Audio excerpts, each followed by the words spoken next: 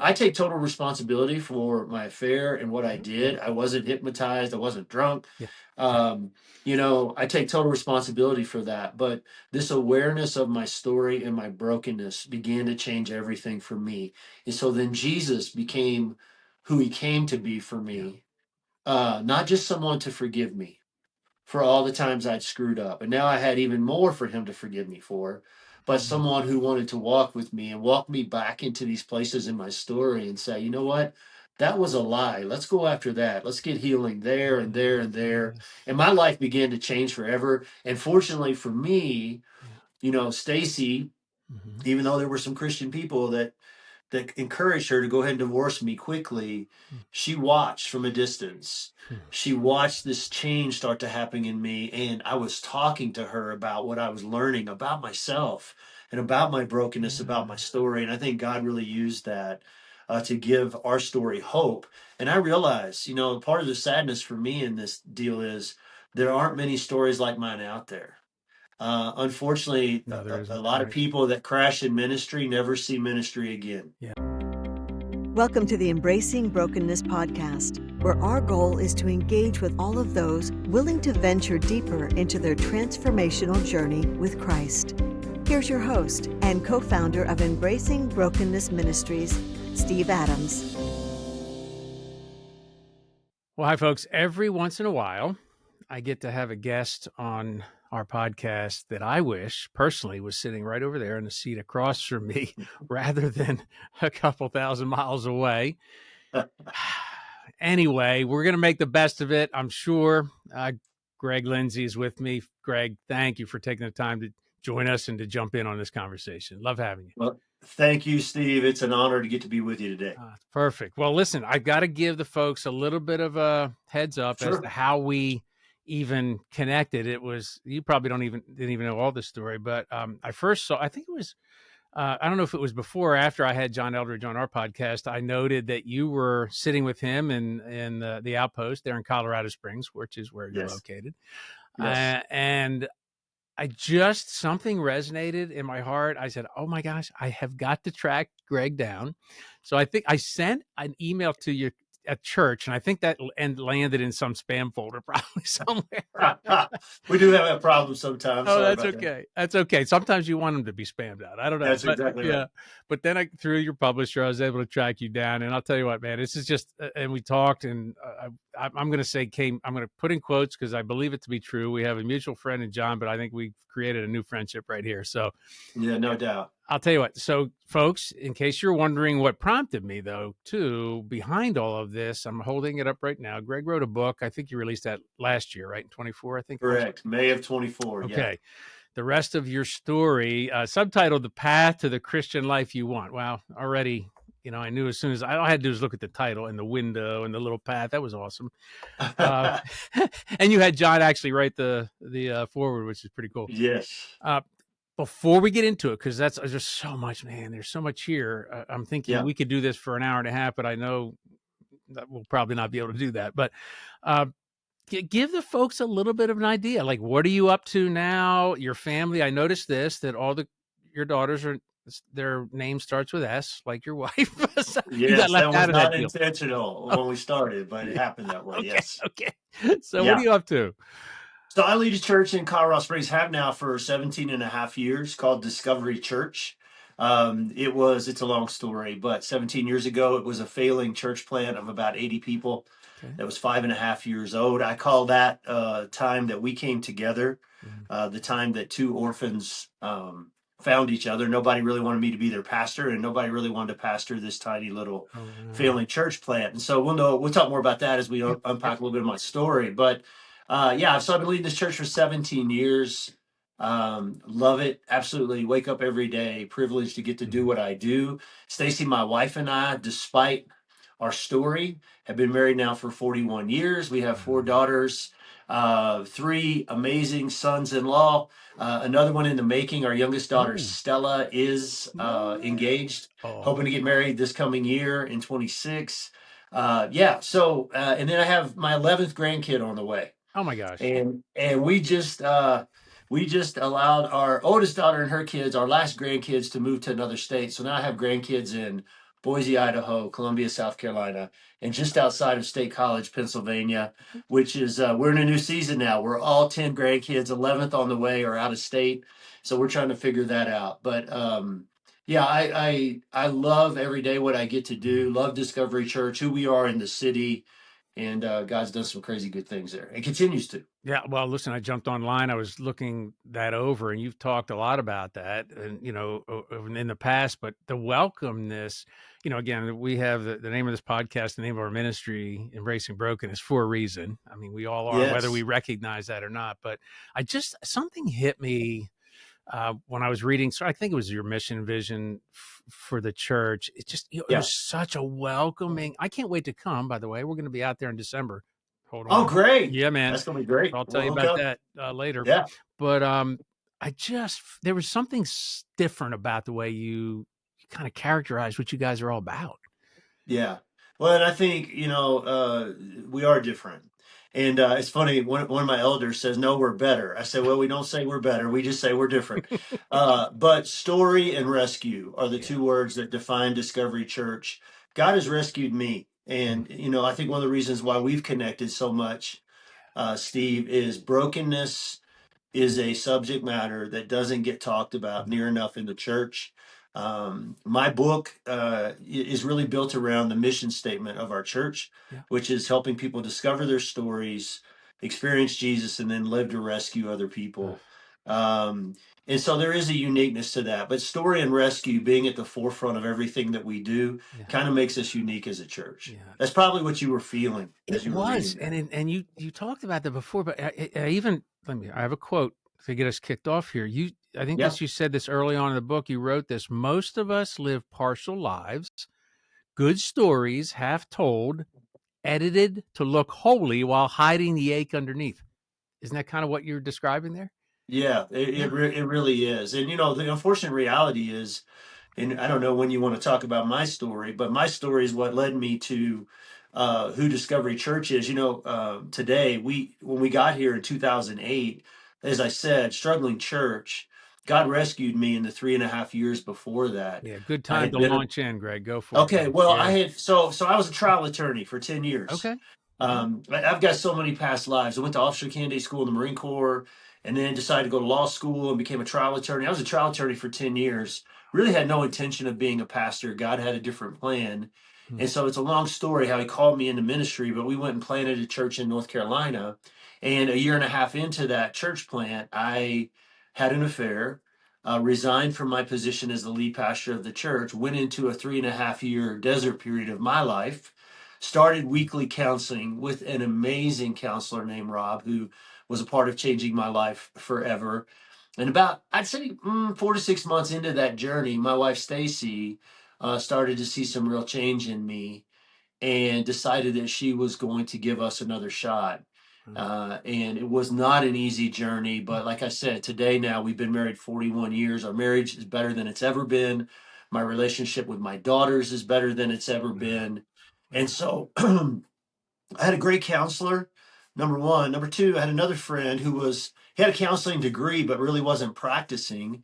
But he took me back to Wild at Heart. And so I had read Wild at Heart when it first came out and thought, it's a good book for men. And I put it on the shelf. So it was just another Christian book for me.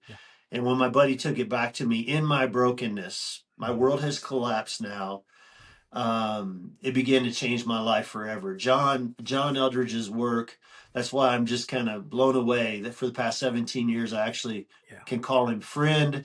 We live in the same city. We are allies. We've done some significant stuff together. He wrote the foreword to my book, which he hardly ever does. And so that was an honor and privilege. But how God has used John Eldridge in the work of Ransomed Heart, which is now Wild at Heart, to change my life forever. So when I came out to Colorado Springs in 2008, after coming out of that desert experience, my first step back into ministry, God made it clear, we're going to do this again, but we're going to do it so differently. And this whole idea of story and rescue, and that we're all broken people, and that Jesus came to do more than forgive us. He came to heal us. He came to, redeem us, restore us, set our captive hearts free. So what does that look like? He wants to address the brokenness in our stories, not just the things that we've done the sin that we've committed. We don't have to think long and hard to figure out what that is, but the things that have been done to us, said to us, and said about us that has very much shaped who we are too. And that's the place in our lives where the enemy establishes these footholds and strongholds, and kind of tends to dominate in our stories. And so Discovery Church immediately, I mean, the church was failing, it was going under. I even had a leader say to me in my first month or two here, "Hey, why don't we just close this church?" Wow. I drive past 12 churches every week to get here. And I was like, man, with all due respect, I didn't move my family across the country to close a church, to have a funeral for a Amen. church. And Yeah. so, so, that's a lot of the difference of Discovery comes from my story. Now, I will tell you this interesting part of my story that is not even in the book. I don't think it is. I get out here, I preach my first sermon as a pastor, and the next day on a Monday, the search committee chairman came by and asked to talk to me. Well, long story short, he tells me that the church did not know that I crashed as a pastor before. Whoa. And whoa. I was a little more than whoa. And I was like, what are you talking about? He said, well, we thought you should tell them. So in my 5th week in September of 2008, I told the church my story, and half the church left over the next 3 months. Wow. So it was a defining moment. It was brutal. It looked like we wouldn't make it.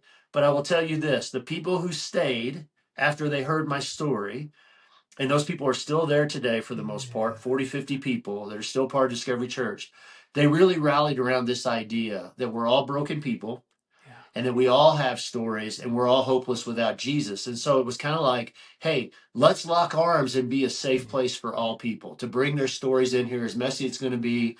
Let's be a mass unit on the front lines of the battle, just there to we're not experts, we're not scholars, we're not theologians. We are there to help stop the bleeding and get people to the help they need. And his name happens to be Jesus. And so that's how it all came together for Discovery to become the church that it is today. That's amazing. And I remember, actually, you did refer to MASH in here. I don't know if a lot of our young audience will remember MASH. Exactly. I always have to, when I talk about it, I always have to explain what it was. Yeah, you do. I mean, I never missed an episode, and the last one was really rough, but I'll tell you what, it is what it's so true. When you started talking about that, I'm thinking, okay, so half the church leaves, and you're probably like so disparate. Like, this thing is just like, what am I doing here? And all I could think, this is, of course, hindsight. It's like, okay, well, wheat from chaff, and we just gotta, and I'm not. Look, everybody can receive things a certain way, and you got that. And I'm sure it was hard because a lot of those people you knew, and even though you were new, it was like, wow, off they go. And that hurts. But man, it hurts bad. Wow. But coming out of it to where you are today, you're looking back on, okay, I get it now. Right. Right. I was thinking about, I obviously visit the hospital. I can't say every week, but when people are in the hospital, so was just there one last week, and I walked down the halls of a hospital, and it's so clean and so sterile. And I know a lot of times the church gets referred to as a hospital, but I really like that distinction. In a typical hospital, the real mess is behind closed doors. We keep that behind closed doors. But when you're walking through there, everything's so sterile and clean, and there's an admission process. And it's like, we got to walk you through this process to make sure we're clear that whether or not we can even admit you here. Right. And I just love the analogy of a MASH unit, which is Mobile Army Surgical Hospital for all of the young people who've never watched the show MASH. Right. It's on the front lines of the battle, and I just love the symbolism in the show of, when the choppers came in with the wounded, everybody, it didn't matter what your role was, you're a clerk, you're whatever, everybody ran to get the wounded in, to get them the help that they need. And I just feel like that's just a great image for what the church is supposed to be. Yes, it is. It's like the word triage comes to mind. Like, you have to kind of deal with the most broken or the most hurt or the most injured first. And like, who's on the verge of death. Like, we got to do something about it. Well, listen, we're all on the verge of spiritual death if we're not careful, especially those that might be listening to us today that don't know who Jesus is. They are. But when you're saying that, I'm thinking, oh, wait, yes. And then we walk into the church and we look around and it looks like there's nobody. Like, for most churches, you walk in and you know what I mean when I say poser, especially us men, Yes. when you're talking about Wild at Heart and the poser. We Yes. are awesomely, amazingly good at showing up in church and other places with this sort of mask in Yep. front. And what I love about even what I'm not sure it was a great idea for you to have to tell the church what you were dealing with, but No, I'm not either. Don't recommend it. no, I'm feeling that was a little bit intimidating, but still being able to be that authentic. And Yeah. we're both talking the same language here, because if those wounds from the past that drive us to the behaviors Yes. that you described, that you dealt Yes. with, I'm sure that those 3.5 years, of that every period of time that you were dealing with that level of brokenness, is like, oh my gosh, like, God, you've got to like show me deeper what's going on in here that would drive Right. me to choose to get I call it anesthesia from the world system, right? Right. Uh, Right. and so you now, and this is why I love telling the end of the story, because being able to see what God's doing in and through Yeah. you. And again, I can't wait to get out there and meet some of your folks and just Yeah. be integrated. But yeah, I just love that, Greg. Thank you, man, for just being willing to share the depth of what you went through. That just was so hard. Had to be hard. Yeah, it really was. But, God said we're going to do this differently. And I had no intention, honestly, Steve, of Yeah. coming out to Colorado Springs and making this the way that, Discovery Church is going to roll or who we're going to become. Oh, I'm sure. Yeah. It was God's plan. And I will tell you, you said something that resonated with me. When I crashed, the hurtful part was, a lot of, because we don't understand brokenness, we come to conclusions about behavior. Yeah. And so I had a lot of Christians, a lot of pastors, a lot of church people conclude, well, Greg, you're a sex addict. It wasn't true. I mean, I'm a red-blooded American male who loves sex with my wife as much as Right. anybody else does, Right. but that wasn't true. Greg, well, you're addicted to porn. That's never been true. And I'm not patting myself on the back. It's just, the beauty, the feminine beauty is something that I'm a man. I see it. That's right. I'm attracted to it, so I'm not immune to that. But no, I mean, and just these characterizations, like, that you're watching porn and you're doing this and you're a Right. sex addict. None of that was true. In fact, Steve, the thing that scared me the most was whether or not my marriage was going to make it. I couldn't make the call on that. That was up to Jesus and my wife Stacy, That's and right. they're the heroes of the story. That's right. So, but regardless of which direction my marriage went, I knew that I had to get to the bottom of this question. Why did I do it? Yeah. Because I loved my wife. She is beautiful to me. She's a beautiful lady, always has been. From the time I saw her in seventh grade, I first laid eyes on her. I said, No way. seventh grade. I saw her walk into the room. I had started going to this school in sixth grade. She walked in with her twin sister Oh at my. seventh grade, and I said, she's the one. Whoa. From the moment I saw her, it's been her for me. And that Wow. was still true 20 years later, Oh 21 man. years later, when I crashed and burned. I knew I loved my wife. It was Mhm. not the man I wanted to be. It's not the story that I wanted my daughters to have to grow up in. I got 4 young feminine hearts now that were ages like 12 to 2 at the time Yeah. that, now they got to grow up with this. There was nothing. So people were trying to characterize me because we don't understand brokenness Yes. and story. Yes. We conclude that, well, you're just an addict. You're this, you're Yeah. this, you're this. Now, sometimes we might be right about that, but there's something beneath that. And for me, it was a quest to find out. I had to answer the question, why did I do this? And what I discovered with the help of a great counselor was there was a lot of brokenness in my story. Yeah. And here's the challenge, particularly I think for men, it was for me, is it's like, well, that wasn't a big deal, right? Rub some dirt on it. That didn't hurt. People telling me when I was a kid growing up, I had red hair. I'd rather be dead than red on the head. I Oh was man. skinny and scrawny. Yeah, Uh, no girl's ever gonna like you. You'll never be yeah. strong. I was 5'9", 114 pounds as a freshman. I was a pretty Wow. good basketball player, but still I was a stick. All this stuff in my story that the enemy was using, Mhm. man, just these messages that he was sending my way. Yes. So even though I've planted this successful church in North Carolina. Yeah. I'm standing in the lobby of this movie theater where we planted. The church is a year old, it's running 600-700 people. Yeah. Success all over the place. The guy that's actually standing there in the middle of that lobby after the service, there's still that little skinny, scrawny, redheaded boy Yeah. with all of these messages and Mm. agreements that he's made with the enemy and these vows that, in my life that were eating my lunch, for lack of a better Oh, term. sure.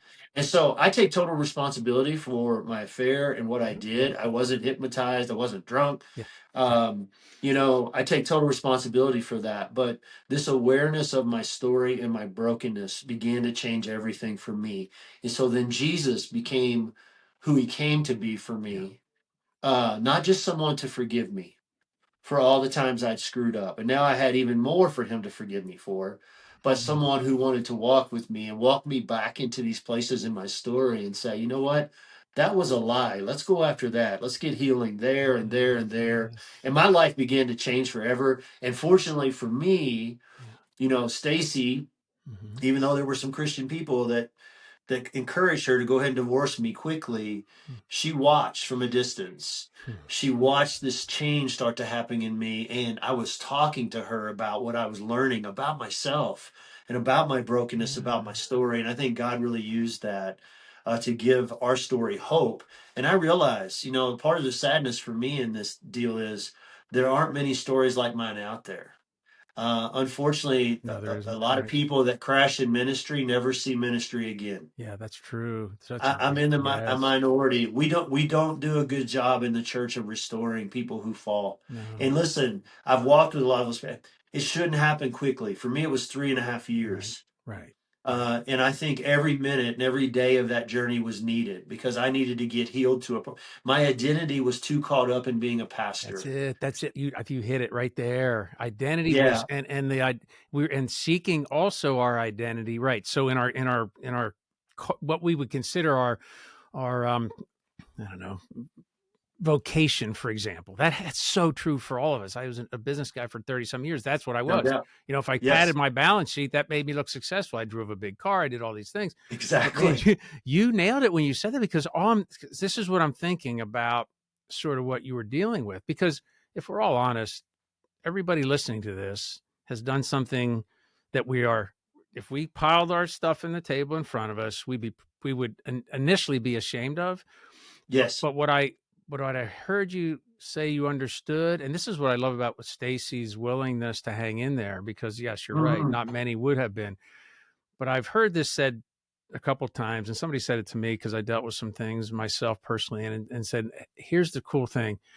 She loved Jesus more than she did you in that moment, to be able to trust him with the outcome and let him do what was necessary in your life to change your tires, to get Yes. to the place where Yes. you needed to be. Because all you Yes. were simply doing was looking for validation in that No other doubt. No person, doubt. right? No doubt. And that's all of us. We look for validation. I drove this big Lincoln Town Car Signature Series in 1985. It was the biggest car on the road. I thought I had arrived. I was only like Yeah. 28 years old or something. I don't even know.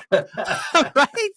Blacked out windows with the first cell phone and two Yeah, there you go. The little big phone. two little curly Q's antennas sticking out the top. Okay. I drove up on that thing. I was like, oh, here I am. So I get No out, doubt. another story on that another time. But man, God took that from me in a hurry because it was like, this is what I'm seeking: world acceptance, validation. And the problem so often is we try to manage that. I call it just sin management, like as No doubt. Christians, because I No walked down doubt. the aisle at 9 years old, so I knew better. It wasn't Yeah. as if like I didn't Yeah. believe. For me, it I was 11. But 11. yeah, I'm right Okay. there with you. Yep. Yeah. Yeah. So here we are caught in Yep. something. And this is not a small story, because we all know that pornography in the church, youth pastors, huge, right? Huge right now, going Yes. on in Yes. numbers you wouldn't Yes. imagine. Yes. Uh, Yes. and that's sad, but understandable, because the enemy is going to go full on in that area, especially in men's lives, younger men. No doubt. No So doubt. man, I just so appreciate you sharing that, to be able to, for anyone listening, just listen to what Greg's saying, because this is so huge. healing is available to you all. I'll tell you what, It is. if you read the whole story here in Greg's book, you'll understand what that really looks like and where that healing, how that happens. It's not always just, will God heal me, flip of a switch, right? 3.5 years. No, it's a healing journey. Yeah. Yeah. You know, and I want to say something. You mentioned Stacy, my wife, and as I said, she and Jesus are the heroes in the story.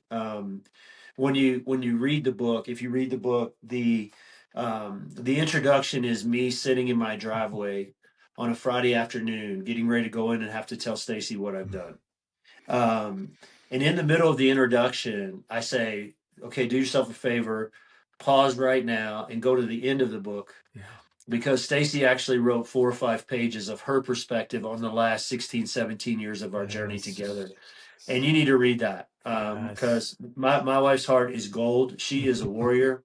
She is tougher than I've ever been. And it's something, but it's necessary to read her perspective. You know, a lot of times when these things happen, you can think, well, you know, you've got this little mousy, passive wife who is just going to, you know, be a punching bag for what she's anything but that. She's as strong as new rope. She's a great mom, a great Gigi to all the grandkids, a fantastic wife to me. But her story, her perspective on the story is in there. So don't miss that piece. I asked the publisher if we could do that because I felt like without it, there's going to just be a lot of questions. Okay, where is she in this really? And so I wanted her to have the opportunity to say that. So don't, even if you don't read the rest of the book. Right. Oh, yeah. Read the intro and read what she wrote and then decide whether or not the journey is worth taking. Well, when they do that, they'll read the rest of the book. So, just saying. You know, when you opened this, so first of all, the chapter title for the first chapter, it was one of my favorite songs of all time by Me too. Bono, right? Because I can't tell you how many times I sung that song to myself. No doubt. No doubt. But I still haven't found what I'm looking for. Right. Wow. Elaborate on that for a second. Yeah. So I think that for me, you know, it's unfortunately still a description of too many people that are sitting in the church week in, week out today. Yes. Even though church attendance is, you know, 1.5 times a month, or you know, Gen Z's outpacing us older people now, which crazy, is isn't it? It is. Wow. It's a great thing, though. Kind of like, way to go. Yes. But would it not have been, I would have never predicted that. I don't know about you. Right. But Right. Yeah. But, you know, I mean, I just think that not that as a pastor you have it all figured out, but I think my story, you know, I felt like, you know, my life was one of, I've got a chip on my shoulder. I've got something to prove. I'm looking for validation. Yeah. You know, that you're this, you're that. You'll always be weak. You'll never be strong. You'll never have what it takes to be a man. No attractive woman, even though my wife's beautiful, is going to be attracted to you. In my mind, the way the enemy worked with that was, well, she's with you because you're a great provider, a great dad. You've got you're solid.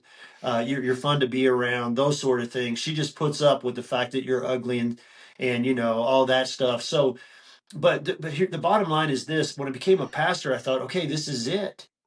And then 1.5 years into a very successful church plant, I mean, really successful, I'm empty. I'm like, this ain't it. I still haven't found what I'm looking for, right? This life with Jesus, and I'm checking every box. I got daily quiet time. I'm reading my Bible. I'm doing everything every good Christian is supposed to do, every good pastor is supposed to do, and yet there's an unfulfilled longing inside of my heart. That I don't know what it is, but I know I'm not there. I haven't found it yet. And so that was just a description of my life at 40, 41 years old as a pastor of a church, not just sitting in a church. And I see that still too often today, so many people sitting in church, checking the boxes that we're telling them they're supposed to be checking. And there's an emptiness. There's a hunger for more inside that is the other part of the rest of what Jesus came to do for us. It's the rest of the story, right? There's the rest of your story, the brokenness and the things that have been done to you, said about you that we don't typically address in the church. And then there's the rest of the story, the God story, the rescue that he wants to bring into our lives. You know, we just have a tendency to stop at salvation. Don't stop with being saved. Go all in and allow Jesus to rescue you, which is the healing, redemption, and restoration, setting our captive hearts free. What does that mean? What does that look like? And thank God he rescued me, and I've experienced that. And so that's what that title is all about. That describes me up until the very moment where I made one of the most unfortunate, tragic decisions of my life, to cross the line physically with someone I wasn't married to. Well, and I'm going like this. If people were looking at you, I wanted to go like this too, because that is so aligned with what anybody that's listening and have been for a while on this podcast for years now know that we talk so much about, this idea that, we get our ticket to heaven and then we just kind of cruise, like cruise control, I'm going to sit on the fence now. Guilty. Yeah. We're going to be fence sitters. I said, we are not in a culture and a time in space. I'm going to say something really profound here, that we are closer to when Jesus is coming back than ever. Really profound. Yes. But I think there's an urgency. I don't know about you. There is. Yeah. Like, because let me just quote you again. Quote yourself. I like quoting you. You wrote that our stories get hijacked by the wrong narrator. So this is the lead in, right? Yes. That's prophetic right now. So when you kind of when you look at the polarization that exists in our culture, and even within the church, what's driving that, I think, is that we just settle into this, and we are in the West here. It's like ease, comfort, pleasure. We're good. Got my Lincoln Town Car. I don't anymore, by the way. Whatever it is, man, big houses, we're comfortable. Yeah. We're good. We go to church a couple of days a week or 1.5 times a month. Like you said, now maybe we catch it online and go to work. We show up and, we do our thing, and we're like, boy, this really isn't all that fun. This isn't, where's the joy? Because depression, like we're dealing with depression, like in record numbers, even within the church body. No doubt. Right. No doubt. Just COVID. That's big. So I don't know. I'm going to turn it over to you. What do you think? What do you see? What's the antidote for all that? Well, it's a heavy dose of Jesus. I mean, we need more Jesus and all that Jesus came to do for us. Have you experienced that is the question. And that can look different for all of us, but it's the Luke 4, the Isaiah 61 piece of that. We tend to read, heal broken hearts and restore sight to the blind and all that. But we read that and we think in terms of categories of people that Jesus came to help. When instead we need to read it as categories of each and every one of our lives. Right? These are categories. There are things in my life I'm not seeing, particularly the way the enemy is camping out in my story. I need eyes to see that, right? Recovery of sight to see what I need to see, the strongholds, the footholds that the enemy's established in my life. But, this promise of life to the fullest. My life 20 plus years ago now, when I crashed, was not that. My life today is that. Not that I've arrived. There's always more to experience with Jesus. But it's this whole idea of we know Jesus. We know a lot about Jesus. We can quote verses about Jesus. We can tell other people about Jesus. But have we really experienced Jesus? That is the key to unlocking the freedom that's available to us and the joy and the life to the fullest that Jesus came to bring us. That's the middle section of the book, by the way. Yeah, and it's one of the tenets that you lay out in the church, right? That you're right. It's the second part of our mission statement. What we want to help people do. Yes, and to me, well, without that step, we're lost. I don't see how we can. Yeah, I mean, happiness is fleeting. We've heard that. I mean, we know joy certainly fruit of the Spirit. Because there are days when I get up and I'm like, oh, I just do not want to do this. Even in ministry, it's so hard sometimes. Colleen and I go into our local prison once a week where we teach and we talk about brokenness, to be able to go in and and sit with these guys. And so we do a kind of a teaching series. We did in the mission where she served on the leadership team for 12 years. It was also in our community where at any given moment, a couple hundred people are unhoused, homeless, and are living on the streets. And, she was responsible for the programs that would help pull that all together for them. And I just look at those situations and I go, well, that's certainly why we can look at the people in the margins and understand why life's so hopeless for them. But Greg, I'm telling you, when we go in there, you and guys have to raise their hand and want to join us. So it's not like there's maybe 80 guys in a block and we try to keep it to 12 and they got to want something different. I mean, there's 65 other guys that are probably happy. They're like, it's a badge of honor to be sitting in prison for some of them. But for these guys who love the Lord, I'm telling you, 80-90% of them that walk in that room just are lost and broken. But I see a hunger that I wish I had when I got up every morning. Like at times. Now I do, but you know what I'm saying? I'm exaggerating to some extent. But those folks are truly who society looks at and go, yeah, they're really messed up. They really need help. But no, that's every one of us that has to experience Jesus the way you described it. Well, the whole reason I wrote that book was, and it's a long story how that happened, but I spoke at David C. Cook's chapel here in Colorado Springs, and then they pursued me to write the book, which was pretty cool how it all came about. That's wild. Very nice. But so it was for me, it was an assignment. It was, it's a responsibility. But what I'm hopeful for in the book is that other people won't have to reach rock bottom to understand story and their need to be rescued and to be healed and all that you don't have to get to that place in life. I wish that something would have slapped me upside the head to wake me up to this reality before I had to hit rock bottom. I didn't totally go all in with God until I had nowhere else I could go. Yes. And that's a sad place to have to be. We have the opportunity to go there before we get to rock bottom. And so I'm hoping that message in that book's going to help people do that. The other thing I would say to you about experiencing Jesus, though, Steve, is we have a tendency, it would be really interesting to me to know how high of a percentage the number would actually be. But we have a tendency, we hear that in church. Church people say, yeah, I've done that. And they think about 11-year-old Greg walking forward to Brother Jim Goodwin to accept Jesus as my Savior. So I've had my Jesus experience. And it's not once and done. It is a daily encounter and journey with Jesus. And that's the part that I'd miss. Because even as a pastor 20 plus years ago, I'm sitting there and I even in my own thinking had reduced the Jesus experience to, the decision I made when I was 11 years old. I call them the flannel board Jesus. Yes. You remember that? Now, again, yes, I do. A whole lot of people listening to me going, what is he talking about? But yeah, I mean, that was it. Oh, there he is. Okay, now move on. Yep. Yeah. Well, but just the personal experience, encounter every day with Jesus. What's that look like in my life? That's where it all comes from. Well, it doesn't, and it requires though a developing of an intimacy with Him, which I don't think that most of us in the church we don't really get what that means. Now, you and I have had the benefit of sitting in multiple Wild at Heart boot camps with about 500 other guys who are just as broken as we are. Yes.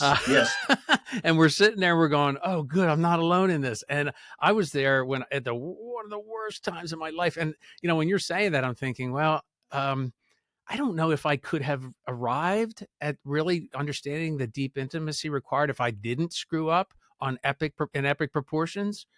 So I'm not wishing that on anybody, but me either. But I'm saying that it's available, whether you have experienced that kind of epic failure or not.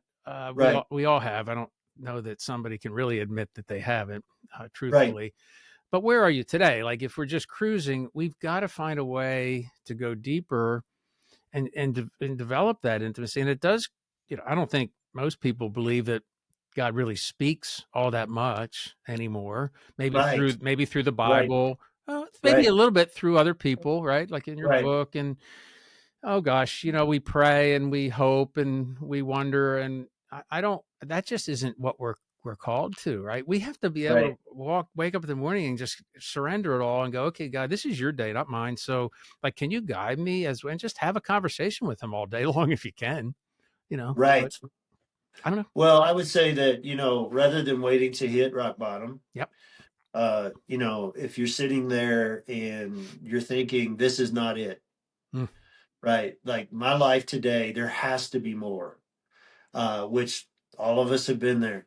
That's right. Then it's like, okay, the answer is Jesus. And maybe I don't have a full picture of who he is, who he wants to be in my life, all that he came to do for me. Yeah. And the path is to, to pursue that. Yeah. Um, Yeah. That's so but good. it's been, uh, I wouldn't trade it. There's certain seasons. The last 20 years have been hard. And I'll just be honest, man, leading a church like this is not easy. Hmm. It's not for the faint of heart. It's messy, but we invite the mess. We truly do. Yeah. We walk into the mess with people. There are easier ways to do ministry, Hmm. but I wouldn't trade it because we're seeing real life change, real rescue Yeah. happen in it, and that's why I wake up every day saying, "Let's go. What's today going to Let's do bring?" it. Let's do it. Yeah. And you have a team around you that feels the same Yes, way. yes, And that also is a great a point that we probably should make. I mean, your team was Team Stacy and your girls. When you yes, walked out of that, yeah. we would hope that our spouse is part of the team. That's not always the case for No, it's not. a lot of people that are probably listening right now that are struggling and Yeah, going, "Oh, yeah, Greg, but you know what? I'm getting up every morning and I have a coexistence that even as a Christians that I just don't know right, how to manage." right. And it's like, okay, I hear that, but I also understand that healing starts here. I mean, Yes, you said it yourself. If Stacy didn't approach this whole journey with you, looking yep, at God, at Jesus first, and then maybe yep, even her own life personally, yeah, yes, while you were doing that in yours, nothing changed. Like it would have been a disaster. right. So I always, my wife has, she was actually a counselor for years early on and therapist. She dealt with a lot of trauma and inner therapy, and it's come in handy over the years, but I'm just trained in it. But one of the first encouragements we have for anybody out there listening is it starts here. No matter what's Yes. going on here, like there are wounded people all around Hmm. us, right? Hmm. When you see them walking the church doors all the time, Yep. we can't live our life based on other people's input towards us. And I know that's hard when you're living with somebody that maybe isn't connected as God intended. But that healing journey has to start right here in us, No doubt. right? And Yep. so what for you? That's a lot of years now, right? How many? You're talking Yeah, 20? we're on the other side of 20 years That's now since the fantastic. crash. What an amazing Which story. I could, it's so fun, Steve. I couldn't wait for the day that I could say that. Yeah, It's 20 years plus now in my past, yeah, and the more distance I put between me and it, the better yeah. I I feel. hear But you. at the same time, God has used it. It said all things work together for good. That's right. And I heard John say something one time that just stuck with me. When it comes to our relationships, and I'm aware because I've talked to a lot of people that most stories don't turn out like ours. That's right. When there's crash, infidelity, that sort of things, the majority of marriages don't make it. But John said, the question is not how is she going to respond. The question is, what kind of man do you want to be? And I knew that I had to get to the bottom of the why, Mm, and that I wanted nothing more than for her to continue to be my wife, to be able to be yeah, engaged every day with my daughters and raise them. But regardless of where that went, this was a journey that I got to be different. mm, There's a life available to me that I have not experienced, and a Jesus truly that I thought I had experienced, but I had no clue about. mm. That has forever changed my life, and I want everybody to experience that. Man, I'm just tired. Yes. I'm tired of us as followers of Jesus just experiencing sometimes even a small percentage of the life that's available to us. Yes, perfectly well said. And to lead into something that you even said later on the book, which later on, which you kind of prompted me to think of this. Your story isn't over because your author isn't finished, and that's a big Yes. gay author. Um, Yes.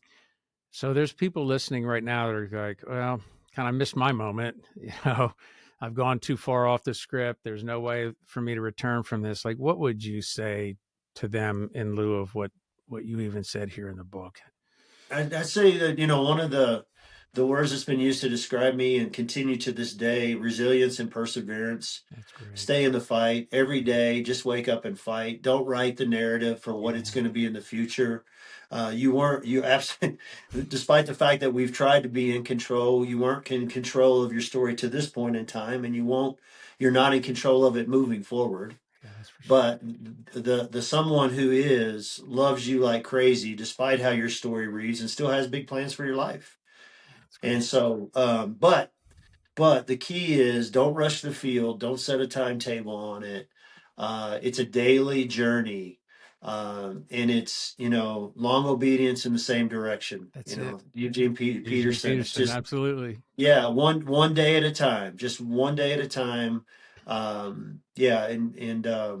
Yeah, I just see it. I see it. I see God using people who had given up, Yeah. hope. I see God using them in unbelievable ways, and most of these people I'm talking about are not pastors. Right. Right. So this call to action with a sense of urgency. You mentioned the sense of urgency that you're feeling in our world Yes. today. Yes. That's not just for pastors. It's not just for Mhm. people in ministry. It's for you. That's right. And God's got a plan for your life. Don't give up. That's the key.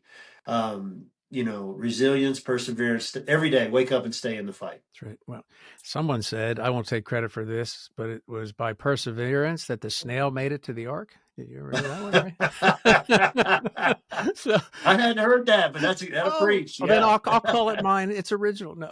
All right, I'm gonna quote Steve on that. Quote me on that. I don't know. You might Yeah. find it somewhere, but it's true. He had to start awfully early, unless he Right. was born right next to it, maybe. Exactly. But it's it is that is the key to it. We have to just stay in the fight. That's Mm-hmm. beautiful, Greg. Thank you, Yeah. man. I'll You're tell you what. welcome. Okay, I'm going to ask this kind of a final question. We'll wrap up. Sure. For you, the Yeah. process of writing this, I mean, I know what it's like. We're trying to finish something of our own that we've been writing. Now, Yeah. I think it takes back from year 5. So talk about Okay. perseverance, right? God keeps adding, sooner or Yeah. later we'll finish. But what was your biggest takeaway? And it may have even come recently because you've got a chance to talk about this more and write this. Like, if you were to look at that and what did God show you in this process that changed something in your own heart? Wow, that's a great question. And Steve, I don't know if anybody's ever asked me that before. I think it's taken me, the journey back through all of it has taken me into a whole new level of sonship and being a beloved son, and to realize just realize how deep and rich Jesus's personal rescue of me has been.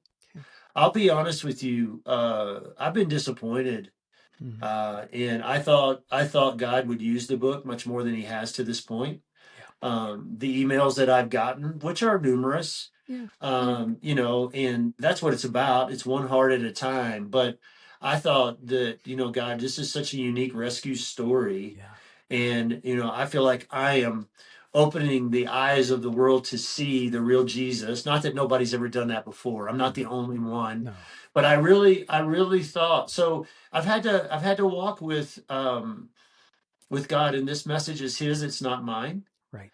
And I've had to walk with him in disappointment, the God, I'm disappointed. I thought more people would be helped by this than have been. And but it's drawn me closer to him. And how much he loves me, and that he's going to use this message like he wants to use it. It's not mine, it's his. That he didn't rescue me and Stace and the girls and our family just for our benefit. My story is not just for me. That's right. And I don't get to choose, right? I don't get to choose. It's just like, it's the hard part of being a pastor, Steve. I have no control over, and I cannot choose the people that show up at my church on any given weekend. Yeah. And so he's teaching me a lot. So I just to lean in. I don't want to try to over spiritualize it, but we've been able to have some honest conversations about, God, you gave me this assignment. It was not easy because I'm leading a church full time as I was writing it. Like I said, I didn't actually set out to write a book. Someone was interested in the message, and thought I should. Yeah. And so it came about. I didn't go really seeking it. It kind of sought me. But then I thought, okay, God, if you're working this hard to make this thing happen, here we go. And not that I want to be, listen, I'm not the guy that wants to be on a plane every week speaking on another stage somewhere. That Yeah. is not me. I love being at home. I love, Mm-hmm. shepherding our tribe and raising up leaders and all the kingdom mischief we're a part of in the city of Colorado Springs, which is a Yeah. lot. Yeah. I love that. And so I wasn't looking to build a platform. I'm just not that guy. Yeah. I'm not a very good self promoter. Yeah. That's probably why. But just trusting God. Had to trust him through the process of writing the book and and then wrestling with him, honestly, Steve, I got my oldest grandson's 10. So I've got 8 grandkids that are 5 and younger. So I got some young ones who don't know Pops' story yet.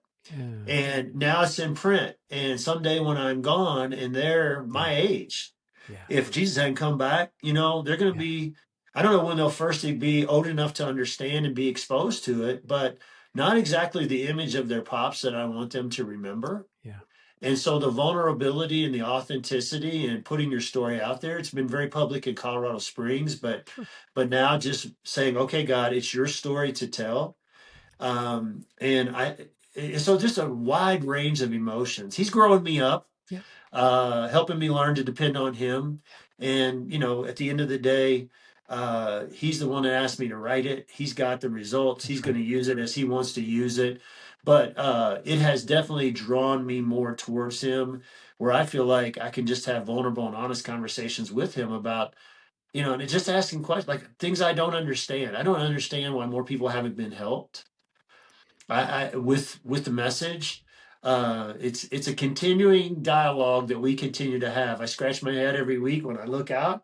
I'm like, man, more people need to be here to hear this. Not because I wrote this message, because this is a message of rescue and story that everybody needs, and freedom and life and joy and all of that. So that's not a very good answer to the question. I've never been asked that question before. So have me back on, Steve, in the future, and I'll answer it better. How about that? Well, we're going to do that. I'm sorry, I dropped something there, so I'm back. That's all right. But we're going to do that. But here, let me just encourage you with one thing, because thank you, by the way, for the vulnerability in that answer, because that's going to be more as powerful as anything you've said up to this point. I'll tell you why. Because first of all, not only did I read it, I listened to it. By the way, everybody can hear Greg read the story, which is even better to hear your voice and everything behind it. But I'm going to tell you that it's in my life right now, as a result of reading this, I am so encouraged to know there's an allies out there in this mission that we're called to.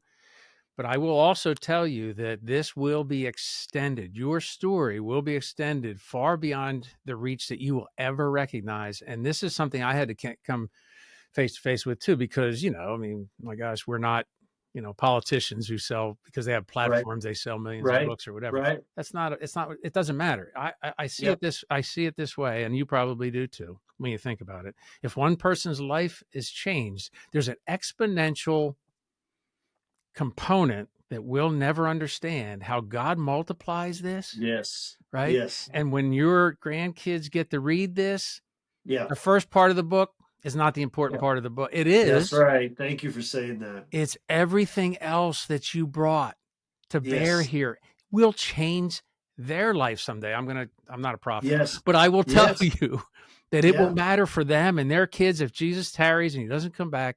It's everything. Yes. So I want to extend that same message to everybody watching. Like, if you think that what you're doing for the kingdom is insignificant, you are dead wrong. That's right. You are dead wrong. If you're setting up chairs on Sunday morning, if you're in the kitchen, for meals, because we Christians, we love to eat. Gluttony is not a sin, just so you know. Potluck dinners are always welcome. Maybe not anymore as much as they used to be, but guys, like that. Everything you do, the people that clean the bathrooms at church or I go into clean bathrooms at prison. Everybody's got a mission.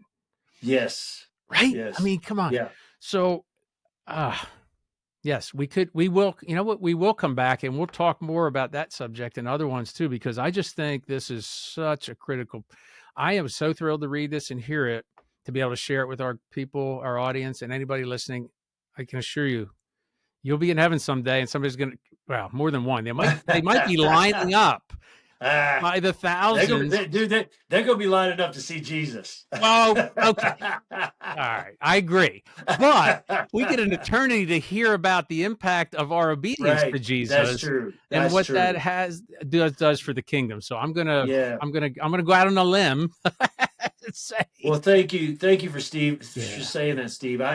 I received that. It's funny. And I've got a coach in my life that's challenging me on this front. Mm-hmm. What you just said to me, I say all the time to other people, and I just have trouble receiving it myself. Oh yeah, that's just the way this stuff works. I mean, I'm you to most people in my life saying, all this stuff. So thank you for that. I received that. Well, appreciate it, man. This has been great. I am so glad we had a chance to do this. And like I said, there'll be more. Okay. So if anybody wants to get their hands on this, I know it's probably wherever you can get your books, but is there another way that do you have a website or they can connect? Yeah, I do. I do have a website. It's on Amazon, but G Lindsey, just the letter G, LINDSEY.com. Okay. Is my website, which also connects you to discovery.church, which is the church's website. So either of those ways will get you where you need to go. Fantastic. Greg, thank you, man. This has been awesome. Can't wait to hear more and see what God's going to do with the rest of your story. You see what I did there? It's great. Right. Hey, Steve, thanks for the work you're doing, man. Keep up the good work. Thank you, brother. Blessings. Yep, you too. This was another episode of the Embracing Brokenness podcast. For more information on Embracing Brokenness Ministries, please visit our website at embracingbrokenness.org.